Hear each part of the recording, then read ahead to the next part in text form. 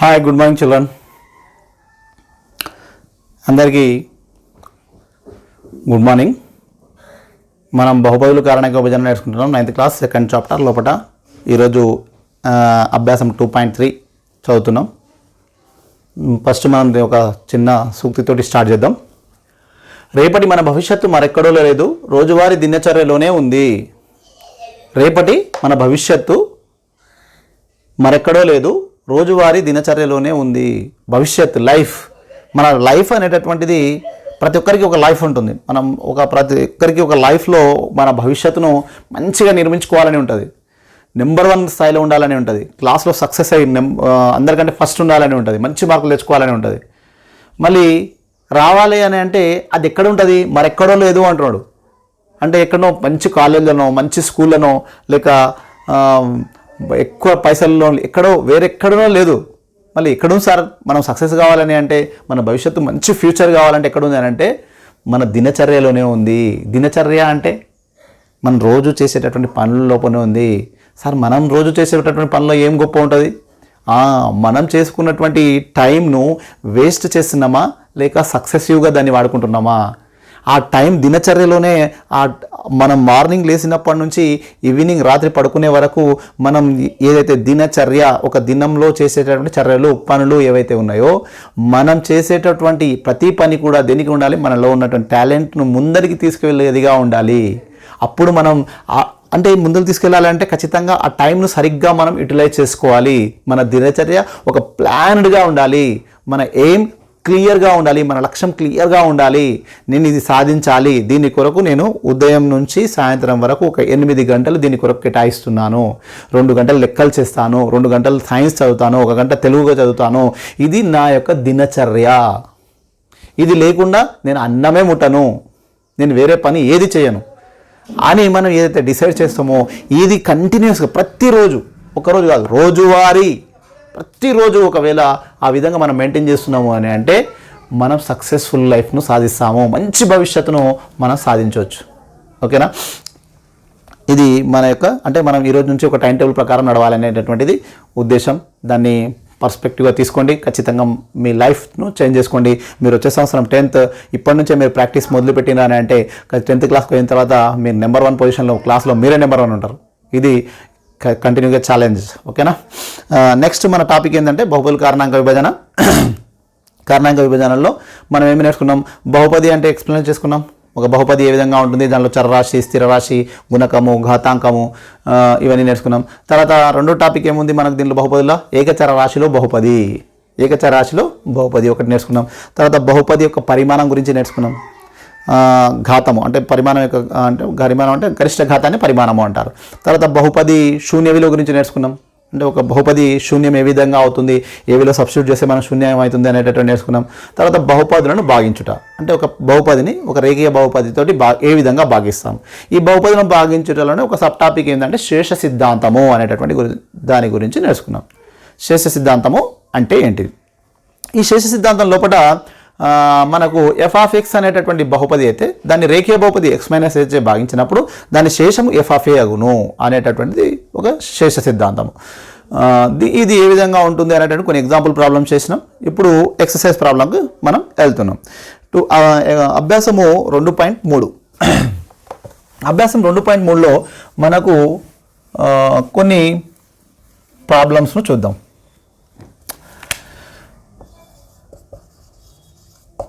అభ్యాసము 2.3 first problem అంటే బాగా శేషం కనుక్కోండి. శేష సిద్ధాంతం అనే పేరే శేషం కనుక్కోవడానికి తెలుస్తుంది. దీని నుంచి శేషం కనుక్కోవచ్చు అనేటటువంటిది తెలుస్తుంది.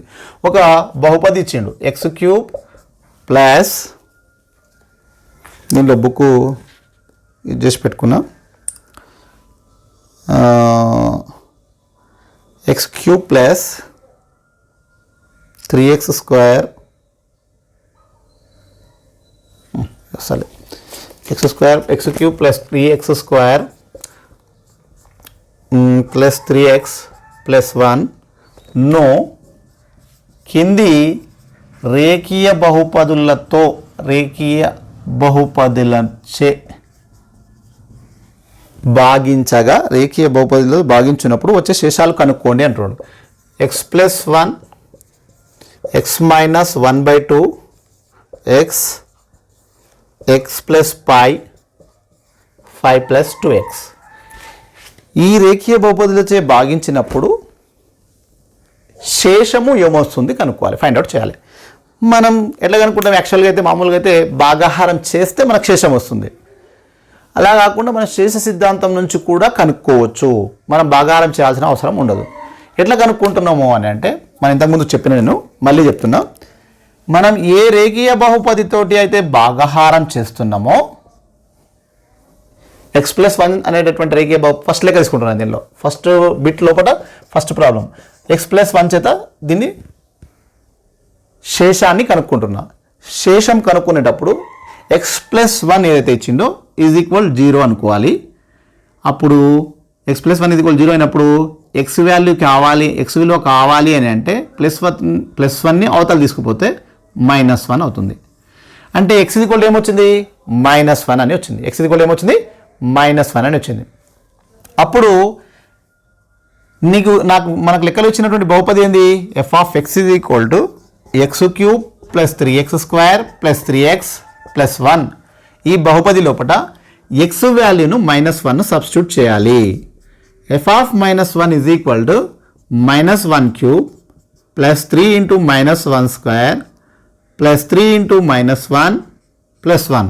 అంటే ఈ ఎక్స్ ఉన్న చోటల్లా ఏమొచ్చింది చూడండి, -1 అని వచ్చింది. ఇది సబ్స్టిట్యూట్ చేయడానికి రావాలి. ఒక ప్రాబ్లం చేసేటప్పుడు ఫస్ట్ లెక్క చదివిన నేను, దాన్ని అర్థం చేసుకున్నా, ఏం చేయమని అంటున్నాడు, ఈ బహుపదిని ఈ చిన్నటువంటి బహుపది రేఖీయ బహుపది తోటి భాగించకుండా అంటే శేషం కనుక్కోండి అంటున్నాడు. శేషం ఎట్లా కనుక్కుంటున్నా, ఇచ్చినటువంటి రేఖీయ బహుపది ఈజ్ ఈక్వల్ 0 అనుకుంటున్నా, ఎక్స్ వాల్యూను ఫైండ్ అవుట్ చేస్తున్నా. X is equal to -1. F of -1 is equal to -1³ + 3 × -1² + 3 × -1 + 1. -1³ అంటే -1, -1³ అంటే -1 × -1 × -1. ఒక ఎక్కం ఒకటి, ఒక ఎక్కం ఒకటి, minus into minus plus, plus into minus minus, -1 plus ఇక్కడ ప్లస్ ఉంది. Okay, 3 × -1² -1 × -1 minus into minus plus 1 ఒక ఎక్కం ఒకటి, plus into minus, plus into minus minus 3 ఎక్కం 3 plus 1 -1 3 ఎక్కం 3 -3 plus 1. ఇక్కడ ఉన్నటువంటి సింప్లిఫికేషన్ చేసుకొస్తున్నా. ఈ స్టెప్ తర్వాత ఈ స్టెప్, ఈ స్టెప్ తర్వాత ఈ స్టెప్, ఎన్ని స్టెప్స్ మొత్తం ఫస్ట్ స్టెప్ నుంచి ఇక్కడ సబ్స్టిట్యూట్ చేసుకుంటూ వచ్చినా. ఓకేనా, 4వ స్టెప్లో ఏమవుతుంది, -1 -3 -4, -1కి -3 కలిపితే ఎంత, -4. ఇక్కడ -1 అంటే మైనస్లు 1 ఉన్నాయి అన్నట్టు, -3లో అంటే మైనస్లు 3 ఉన్నాయి. మొత్తం ఎన్ని ఉంటాయి, 1 2 3 4, ఏంటి ఉన్నాయి, మైనస్లు, కాబట్టి -4 +3 +1 +4, -4 వచ్చింది +4 వచ్చింది. -4 అని అంటే మైనస్లు 4, +4 అని అంటే ప్లస్లు 4, minus plus 0 minus plus 0 minus plus 0 minus plus 0 అయిపోయింది. -4 + 4 = 0. అంటే శేషము ఎంత వచ్చింది, 0. ఎన్ని స్టెప్స్లో వచ్చింది, 1 2 3 4 స్టెప్లో ఆన్సర్ వచ్చింది. మనకు 4 స్టెప్పులు నేర్చుకోవాలి అంతే.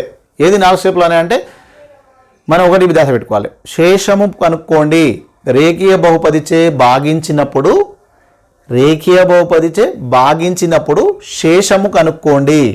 రేఖీయ బహుపది చేత భాగించినప్పుడు అని అంటే ఆ రేఖీయ బహుపదిని =0 అనుకొని ఎక్స్ వాల్యూను రాసుకోవాలి. ఎక్స్ -1. ఆ ఎక్స్ -1ను ఇచ్చినటువంటి బహుపదిలో ప్రతిక్షేపణ చేయాలి. ప్రతిక్షేపణ చేయడానికి వచ్చింది అని అంటే సింప్లిఫికేషన్ ఆటోమేటిక్గా వస్తుంది. ఇక్కడ పూర్ణ సంఖ్యలు అంటే మైనస్ వాల్యూస్ ఉన్నప్పుడు దాన్ని మల్టిప్లికేషన్ చేయడానికి రావాలి. వచ్చింది మైనస్ ఇంటూ మైనస్ ప్లస్ అవుతుంది, ప్లస్ ఇంటూ మైనస్ మైనస్ అవుతుంది, అది తెలిసింది అనుకోండి, ఆటోమేటిక్గా ఏం చేయొచ్చు, ఈ లైన్ రాయొచ్చు. ఒకటే ఉంది, ఒకటిని ఎన్నిసార్లు మల్టిప్లై చేసినా అంతే వస్తుంది. -1 × -1 × -1 -1 -1 -1 -1 +1 అవుతుంది. ఇక్కడ ప్లస్ ఇంటూ మైనస్ మైనస్ 3 ఎక్కం 3 +1, ఇక్కడ మైనస్ వాల్యూ ఉంది, ఇక్కడ మైనస్ వాల్యూ ఉంది, -1 -3 -4 +3 +1 +4 -4 + 4 ఎంత, 0. అంటే ఈ బహుపది యొక్క ఈ బహుపది యొక్క శేషం ఎంత వచ్చింది 0. ఇప్పుడు ఈ విధంగా ఇది చేయొచ్చు. నెక్స్ట్ ఇంకొక రేఖీయ బహుపది తీసుకున్నాం అనుకో x-1/2. ఏం చేయాలి చెప్పండి?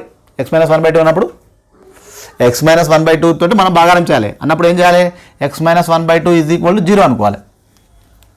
0గా తీసుకుంటాం x-1/2. దాని యొక్క రేఖ బహుపదిని x-1/2 = 0 అని తీసుకుంటాం. x-1/2 = 0 తీసుకున్నప్పుడు ఏమవుతుంది? x ఏమవుతుంది?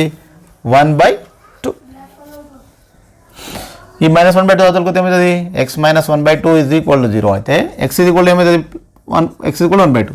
అంటే ఇచ్చినటువంటి బహుపది f(x) = x³ + 3x² + 3x + 1 లోపల x ఎంత వచ్చింది? 1/2 రాసుకుంటే దీని యొక్క శేషం వస్తుంది. మళ్ళీ ఇంకోసారి చెప్తున్నా, ఇది ఒక్కటి మైండ్లో పెట్టుకున్నారంటే ఈ లెక్క తెచ్చు. బహుపది యొక్క ఒక బహుపది ఇచ్చి దాని శేషం కనుక్కోండి అని ఇచ్చింది అనుకోండి.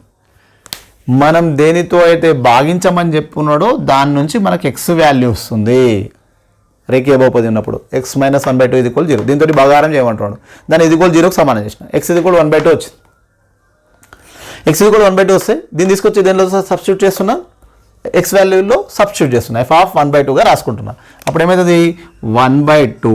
ఇక్కడ x³ ఉంది, x బదులు ఏమొచ్చింది? 1/2. కాబట్టి 1/2³ + 3 × x² ఉంది, 1/2² + x ఉంది, 3 × 1/2 + 1. 1/2³ అని అంటే ఏంటి అర్థమైంది? 1/2³ అంటే అర్థమైంది 1/2 × 1/2 × 1/2.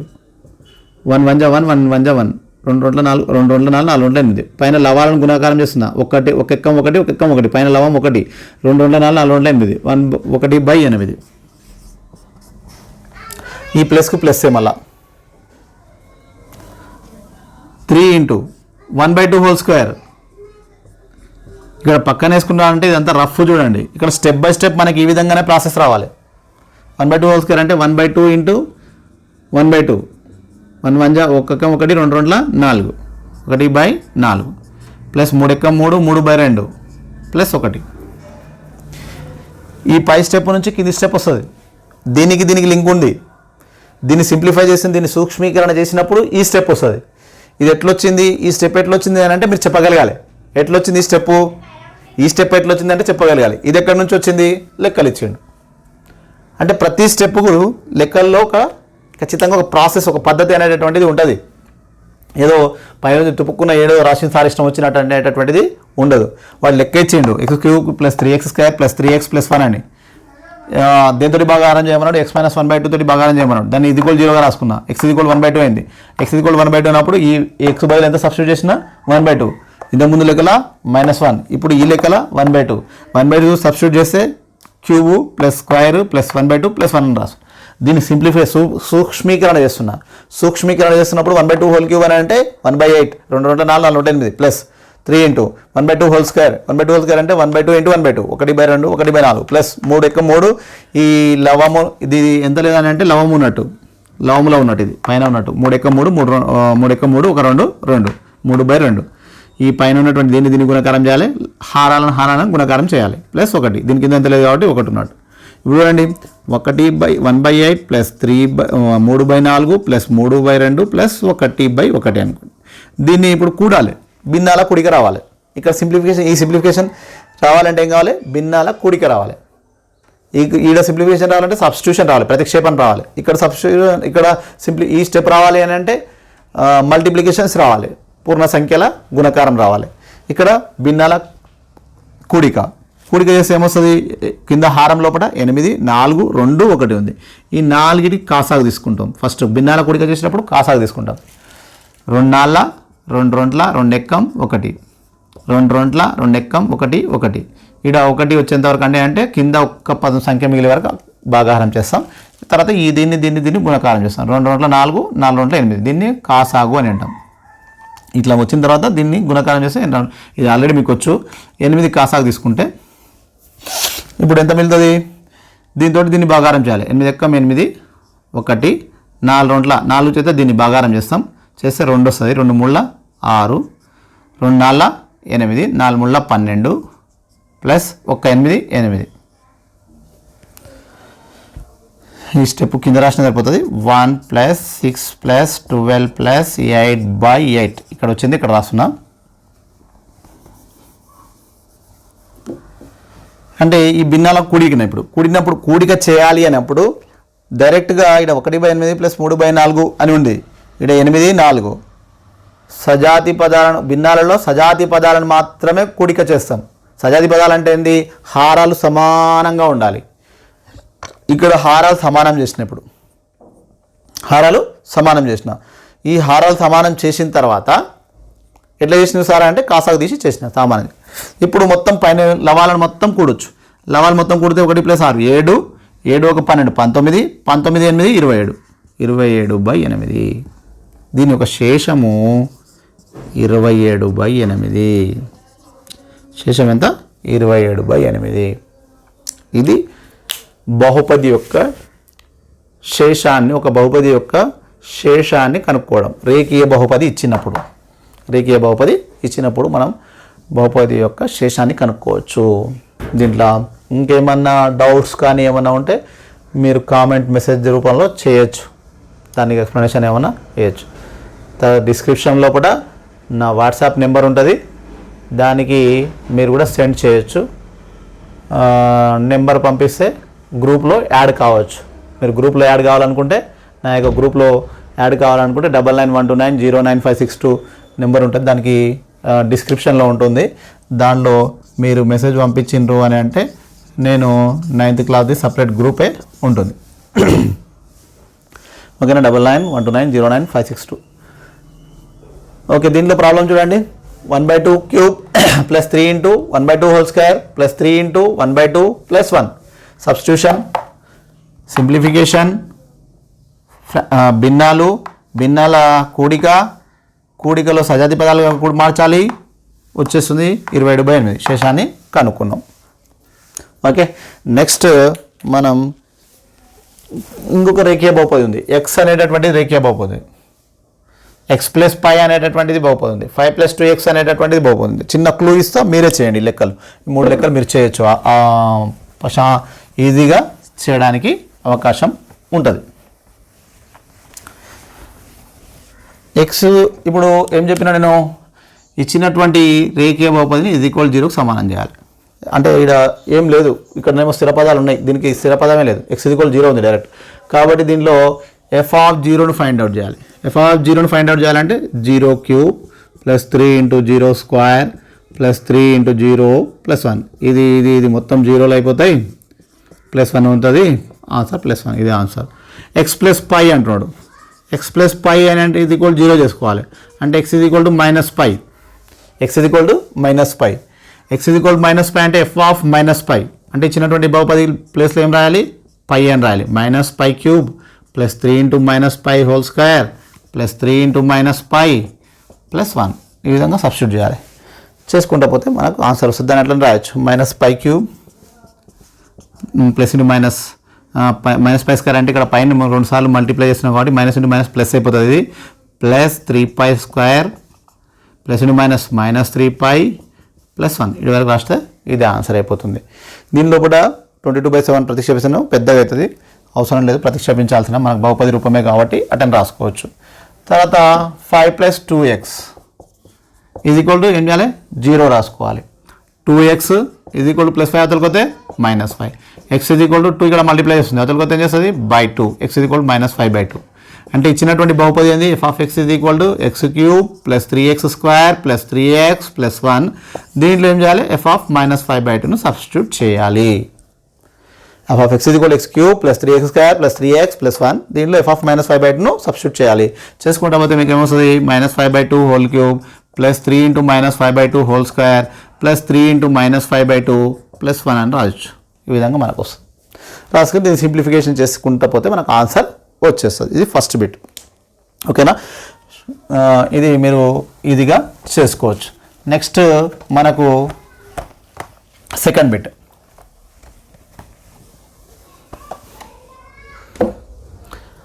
సెకండ్ బిట్లో ఏమి ఇచ్చింది చూడండి.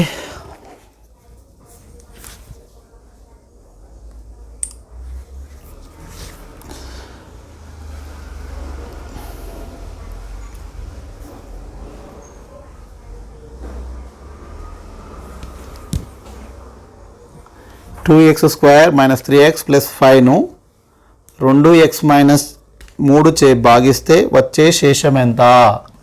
2x² minus 3x plus 5ను 2x minus 3 చే భాగించగా వచ్చు శేషం ఎంత? ఇది బహుపదిని ఖచ్చితంగా భాగించిందా? కారణాలు తెలపండి అన్నాడు.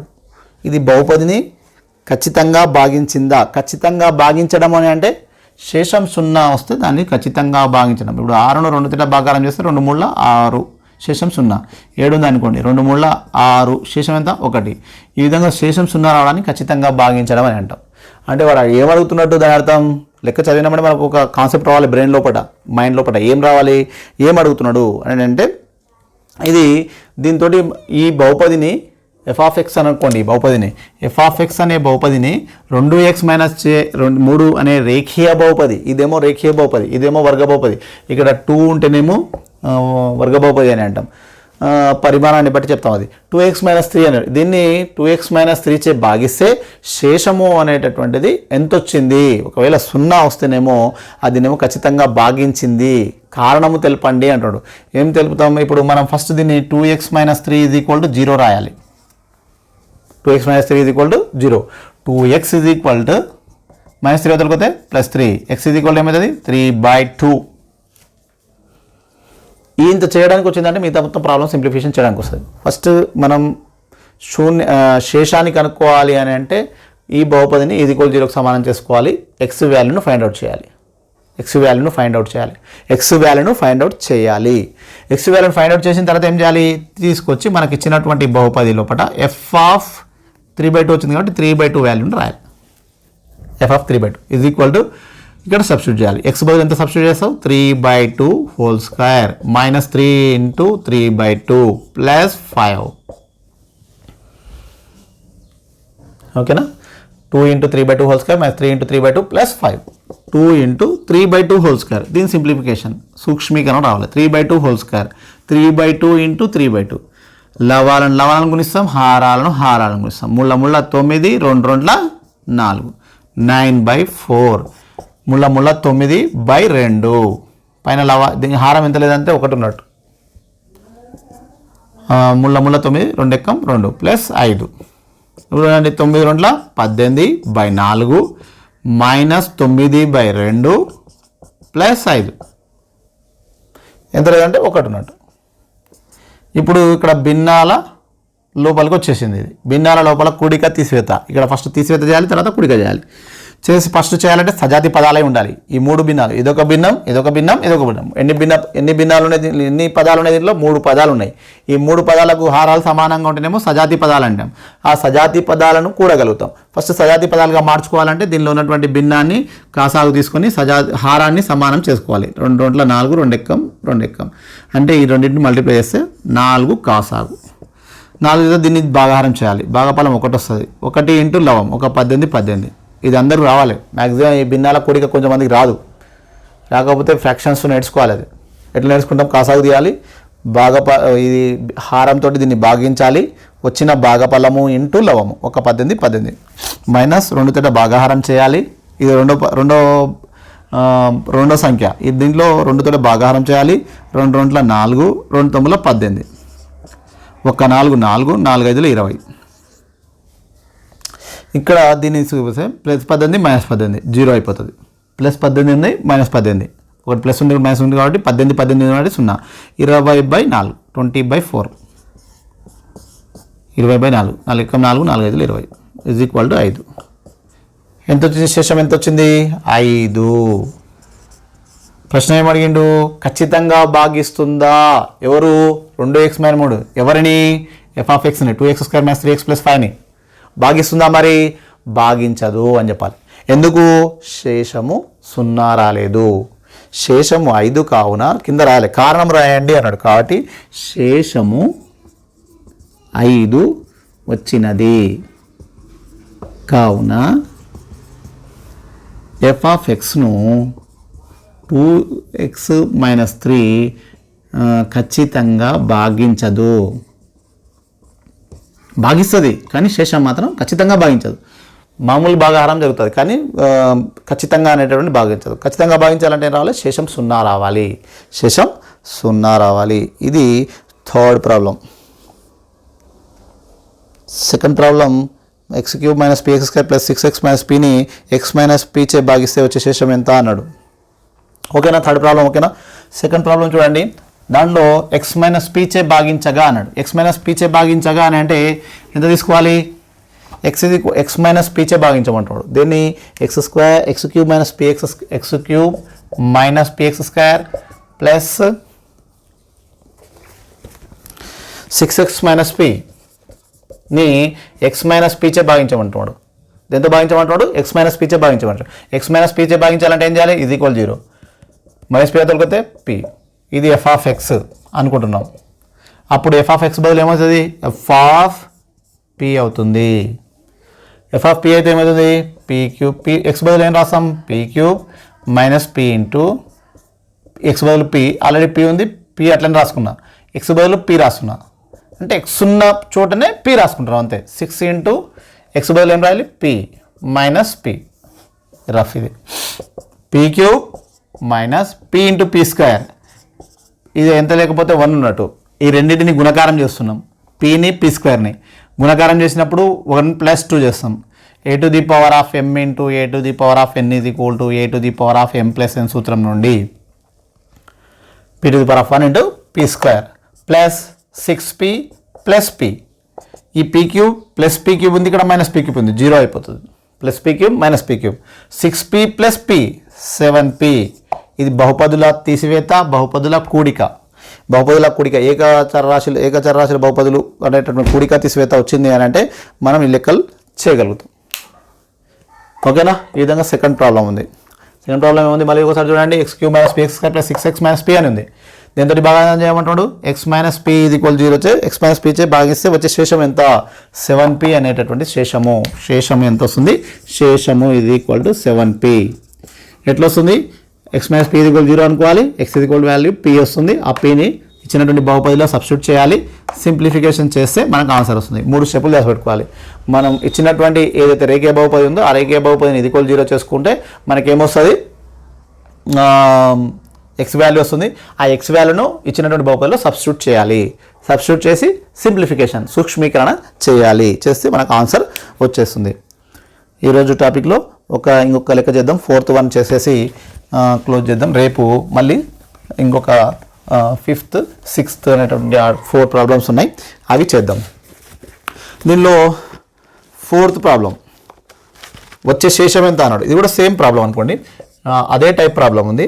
9x³ - 3x² ప్లస్ -x - 5ను దేంతో భాగారం చేయమంటాడు? x - 2/3 చే భాగిస్తే శేషం ఎంత అంటాడు. ఒకసారి ప్రాబ్లం చూడండి. 9x³ - 3x² ప్లస్ x - 5ను దేంతో భాగించమంటాడు? x - 2/3 చేత భాగించమని.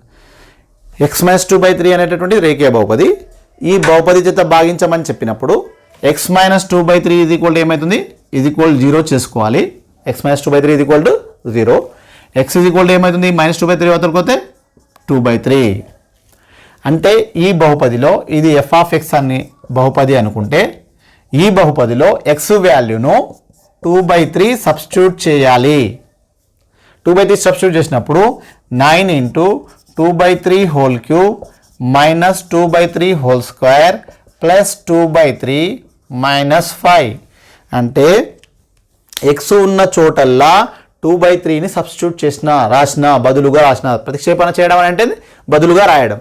2/3 -3 × 2/3 హోల్ స్క్వేర్ ప్లస్ ఎక్స్ బదులు ఎంత రాస్తున్నా 2/3 -5కు -5 అట్లనే రాసిన. ఓకే, ఇప్పుడు ఏం చేయాలి? 9 × 2/3 హోల్ క్యూబ్. 2/3 హోల్ క్యూబ్ అంటే అర్థమైంది 2/3 × 2/3 × 2/3. దీని లోపల లవాలు ఏమేమి ఉన్నాయి? ఇక్కడ లవం 2 × 4, 4 × 8. లవాలను గుణకారం చేయాలి.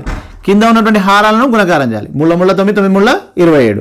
8/27 మైనస్కు మైనస్. సెకండ్ స్టెప్ లోపల మనం అట్లనే రాస్తున్నాం. -3 × 2/3 హోల్ స్క్వేర్ అంటే దాని అర్థం ఏంది 2/3 ఇంటూ 2/3 లవాలను గుణించాలి సపరేట్గా గుణించాలి 2 2 4 పైన రాసుకుంటున్నాం లవంగా హారము ముళ్ళ 9 4/9 ప్లస్ 2/3 అట్లా రాస్తున్నాం -5 కింద ఎంత లేకపోతే ఎంత ఉన్నట్టు 1 ఉన్నట్టు ఓకేనా ఇప్పుడు 2/3 ఇంటూ 2/3 ఏమవుతుంది 2 2 4 ముళ్ళ 9 ఈ వాల్యూని ఇక్కడ రాసిన ఇప్పుడు మల్టిప్లై చేయాలి మళ్ళీ ఈ లవాలను రెండింటిని గుణకారం చేయాలి ఇక్కడ హారాలను రెండింటిని గుణకారం చేయాలి 9 ఎంబుల 72 20 ఎక్కం 27 3 12 9 ఎక్కం 9 అంటే లవాలను గుణించాలి కింద హారాలను గుణించాలి ప్లస్ 2/3 -5/1 ఇక్కడ గుణకారం అయిపోయింది భిన్నాల గుణకారం అయిపోయింది సేమ్ ప్లస్ మైనస్ ఏది ఉంటే అది రాసుకుంటూ వచ్చినాం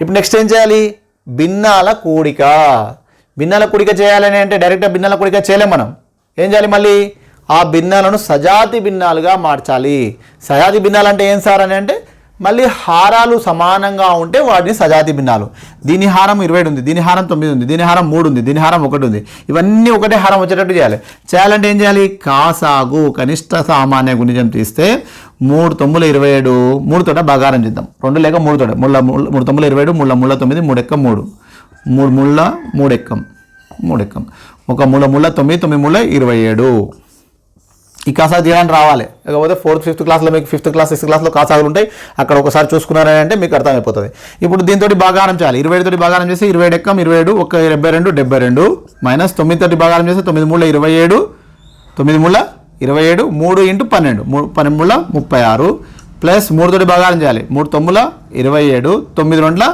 18 మైనస్ ఒక్క 27 5ల 35 5 2 10 13 135 ఇప్పుడు ఏం చేయాలి ప్లస్లను మొత్తం కూడుకుందాం ప్లస్ ఏమున్నాయి 72 ప్లస్ 18 ఎంత రఫ్ చేసుకోవాలి 72 ప్లస్ 18 ఎంత 90 మైనస్ 135 36 135 36 6 11 6 7 171 మైనస్ 171/27 ఒకటి ప్లస్ ఉంది ఒకటి ధన సంఖ్య ఉంది ఒకటి రుణ సంఖ్య ఉంది ఉన్నప్పుడు ఏం చేస్తాం తీసేసినప్పుడు ఎంత వస్తుంది 1 17 9 పోతే ఎంత 8 పెద్ద సంఖ్య మైనస్ ఉంది కాబట్టి -81/27 90 మైనస్ 171 లోపల 90లోకి వెళ్ళి 171 తీసేయలేం 171లోకి వెళ్ళి 90 తీసేస్తాం ఎంత వస్తుంది 81 వస్తుంది పెద్ద సంఖ్య ఏది ఉంటే మైనస్ రాసుకోవాలి -81/27 ఇప్పుడు దీన్ని భాగాహారం చేస్తే 9 3 27 9 9 81 3 ఎక్క 3 3 9 భాగాహారం చేస్తే ఎంత వస్తుంది -3 అంటే శేషము -3 శేషం ఎంత -3 ఆన్సర్ దీనిది శేషం ఎంత -3 ఈ బహుపదిని దీంతో భాగాహారం చేస్తే శేషం ఎంత వస్తుంది -3 వస్తుంది ఇది సింప్లిఫికేషన్ ప్రాబ్లం చూడండి మొత్తం సింప్లిఫికేషన్ ఉంది ఇక్కడ కొన్ని డౌట్లు రావచ్చు మీకు ఇక్కడ 90 మైనస్ 171 అంటే పెద్ద సంఖ్య -181 అని తీసుకుంటున్నాం 81ని 27 తోటి భాగాహారం చేయాలి 81ని 27 తోటి భాగాహారం చేస్తే 27 ముళ్ళ 81 ఇట్లా కూడా రాయొచ్చు 3 వస్తుంది ఇక్కడ మైనస్ దీనికి ఉంది కాబట్టి మైనస్ ఇంకేమైనా డౌట్స్ ఏముంటుంది ఇక్కడ నుంచి లవాలు మొత్తం మల్టిప్లై చేస్తున్నాం ఇక్కడ సజాతి పదాలుగా మారుస్తున్నాం ఇక్కడ సజాతి పదాలు మార్చిన తర్వాత కాసాగు రాసుకుంటున్నాం దీనిలో ఫస్ట్ ధన సంఖ్యలు అడిషన్ చేస్తున్నాం తర్వాత రుణ సంఖ్యలు అడిషన్ కూడితే దీనిలోకి వెళ్ళి తీసేస్తున్నాం -81/27 వస్తుంది దీన్ని భాగాహారం చేస్తే -3 వస్తుంది దీని యొక్క స్టెప్స్ ఇవి 1 2 3 4 5 6 స్టెప్లో ఆన్సర్ వస్తుంది 6 స్టెప్పులు చూడండి ఫస్ట్ టైం చేసినాం x - 2/3 ఇచ్చిండు x - 2/3 = 0 x వాల్యూను 2/3ని సబ్స్టిట్యూట్ చేసిన తర్వాత దాన్ని సింప్లిఫికేషన్ చేసుకుంటూ వచ్చినాం 2/3 హోల్ క్యూబ్ అంటే 8/27 2/3 హోల్ స్క్వేర్ అంటే 4/9 2/3 - 5 అదేవిధంగా దీన్ని మల్టిప్లికేషన్ చేసినాం 72/27 దీన్ని సజాతి పదాలుగా మార్చుకున్నాం అక్కడ కూడితివేత తీసివేత చేస్తే మనకు ఆన్సర్ ఇక్కడ భాగాహారం చేస్తే ఆన్సర్ వస్తుంది ఈ రోజుకు ఇక్కడ మనం ఆపేద్దాం నెక్స్ట్ రేపు మనకు ఏముంది అని అంటే 5th నుంచి 5th 6th 7th 8th 9th ఇంకొక 5 ప్రాబ్లమ్స్ ఉన్నాయి ఈ 5 ప్రాబ్లమ్స్లో ఒక 3-4 ప్రాబ్లమ్స్ చూద్దాం నెక్స్ట్ క్లాస్కు మనం రెడీ అవుదాం మీరు కూడా ప్రాక్టీస్ చేయండి ఇవి సేమ్ అంటే బహుపదుల యొక్క శేషాన్ని కనుక్కోవడం, ఒక బహుపది ఇచ్చి ఒక రేఖ బహుపదికి భాగించినప్పుడు శేషాన్ని కనుక్కోండి అనేటువంటి ప్రాబ్లమ్సే ఉన్నాయి. కాబట్టి ప్రాక్టీస్ చేయండి. చేసి మీరు ఈ వీడియో చూస్తే మాత్రం ఖచ్చితంగా మీకు అర్థమవుతుంది. మీకు ఈ టైంలో మనకు లాక్డౌన్ పీరియడ్లో ఈ స్కూల్ను మనం యూటిలైజ్ చేసుకోవడానికి మంచిగా ఉపయోగపడుతుంది. All the best of luck. Thank you.